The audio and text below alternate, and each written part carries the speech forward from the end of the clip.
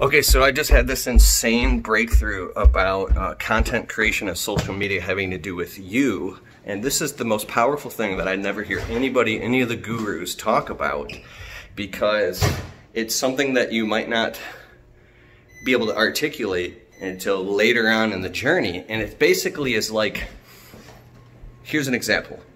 I usually make videos and make content when the impulsion or the feeling comes upon me inspired by a real world, live, in the moment experience that's happening to me, whether it be an anxiety or frustration or something that comes up and I gotta make the video right now.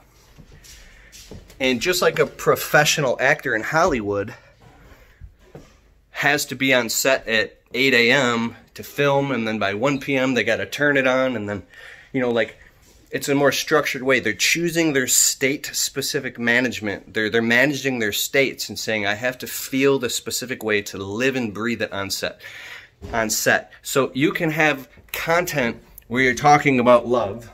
Here you go. Love is an intense feeling of deep affection, fondness, or warmth to a person or thing that one loves. Beloved, dearest, right? You could tell an entire story and lesson and structure out what love means, but if you actually feel love and you tell a story about love in your heart when you're actually shooting the video, making the content, then your audience will get the message that much more, because the feeling of love is the carrier packet. It is the wavelength that the carrier, it's the carrier wave that the packets of information ride on, is the emotion and intentionality behind in the spirit of the person who's actually making the piece of content, right? So if you say, I can't structure out my content and only do content on Tuesday nights from 6 to 9 p.m. because might be bored and depressed, right? But if you, coming from a higher state of consciousness, says that if you choose to talk about this on Tuesday night, then, and here's the breakthrough, you don't have to feel that at all until Tuesday night. Hopefully you do feel love, but on Tuesday night, 6 to 9 p.m., now you go over the curriculum of what you want to teach, and now you have a note and an intention set that, okay, now I'm going to create or open up the wellspring of the feelings of love or happiness or anger or sadness or whatever the passion is that you're talking about.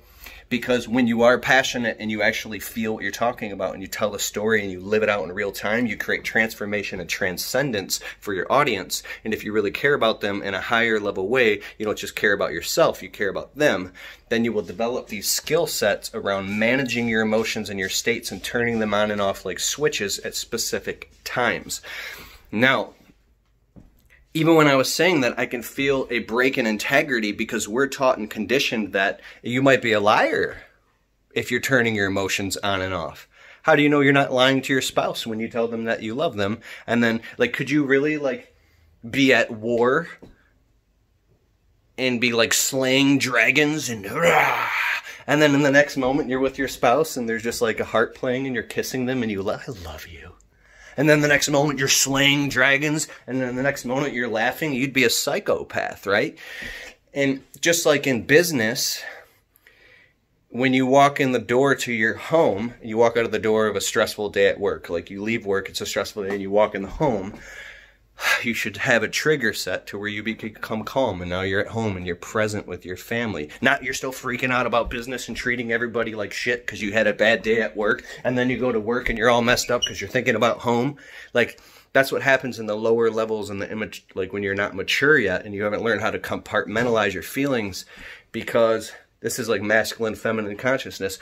But I think the highest level, I know that the highest level is when you can be at third stage masculine and feminine, and you can choose which state to activate in real time, right?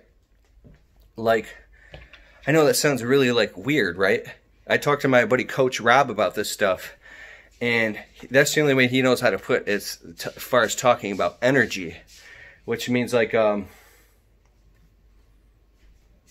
if you're at a funeral and somebody you love passes away and you're around family, should you really be completely quiet and stoic and empty, feeling no emotion, observing the funeral?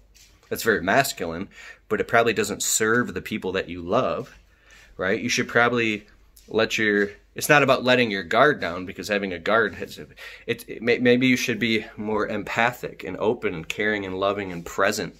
And that might be a little more, the moment might call for you to have a little bit more feminine energy in that moment to serve other people, right? And when you can choose those states of consciousness, like David Data says in The Real Time, that's when you could become a fully embodied spiritual being. Does that make sense?